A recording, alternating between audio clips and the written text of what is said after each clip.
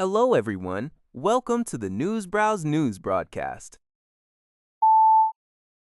According to the Liberty Times, diplomatic sources indicate that the United States, Japan, India, and Australia plan to hold a Quad foreign ministers meeting in late May in New Delhi, India. The agenda for this meeting is expected to include discussions on reducing reliance on China for important mineral resources. The Quad foreign ministers previously met in Washington, D.C. last July, where they issued a joint statement advocating for the diversification of supply chains for critical mineral resources like rare earths. That statement also highlighted the four nations' serious concerns regarding the situations in the East and South China Seas, explicitly opposing any attempts to unilaterally alter the status quo through force or coercion. A previously planned Quad leaders meeting last year in India was postponed due to factors such as deteriorating U.S.-India relations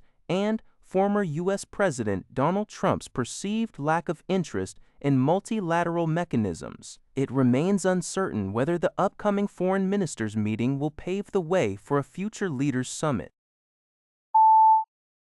According to Liberty Times, the Gulf island nation of Bahrain's Interior Ministry announced today the arrest of 41 individuals reportedly linked to Iran's Islamic Revolutionary Guard Corps, IRGC.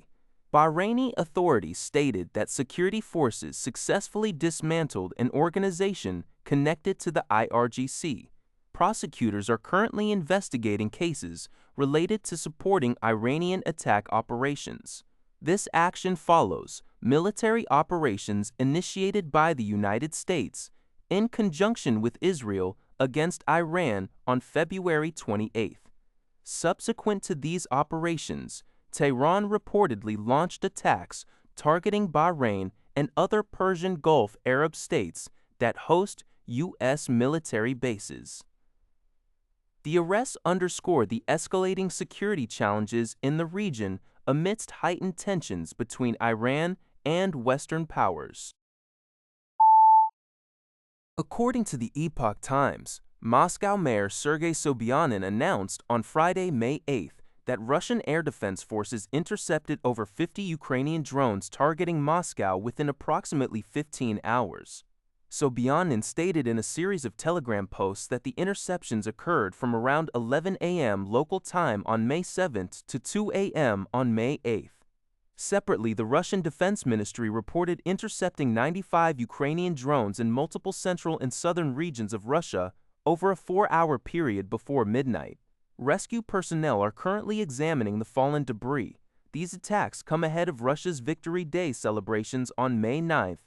Ukrainian President Volodymyr Zelensky had previously hinted that Ukrainian drones might fly over or participate in the Moscow Victory Day parade, suggesting a display of Russia's diminished capabilities, leading Russia to reportedly scale back military displays due to fears of drone strikes. The Russian Defense Ministry also declared a unilateral 3-day ceasefire from May 8 to May 10 in observance of the 81st anniversary of the Soviet Union's victory over Nazi Germany in World War II.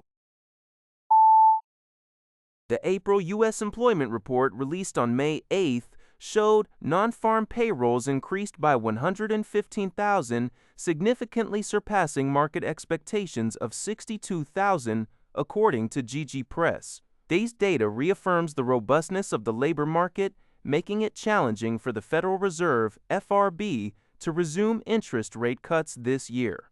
However, mounting concerns over inflation are being driven by rising oil prices exacerbated by the Middle East conflict. Should companies resort to layoffs to mitigate increasing costs, an economic downturn could become unavoidable. The FRB faces a difficult position caught between its dual mandate of maintaining price stability and achieving maximum employment. Chicago Federal Reserve Bank President Goolsbee described the current labor market as stable but not good, and hinted at the possibility of further rate hikes. While employment remains strong, its growth is concentrated in sectors like healthcare.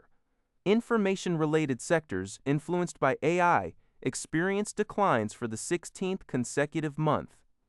Analysts fear prolonged high oil prices and AI-driven adjustments could lead to job losses by summer, potentially stalling personal consumption. The incoming FRB chairman, Warsh, is expected to seek rate cuts, potentially conflicting with the FRB's current inflation focus and complicating future monetary policy. That's all for this video. Thank you for watching. See you in the next video.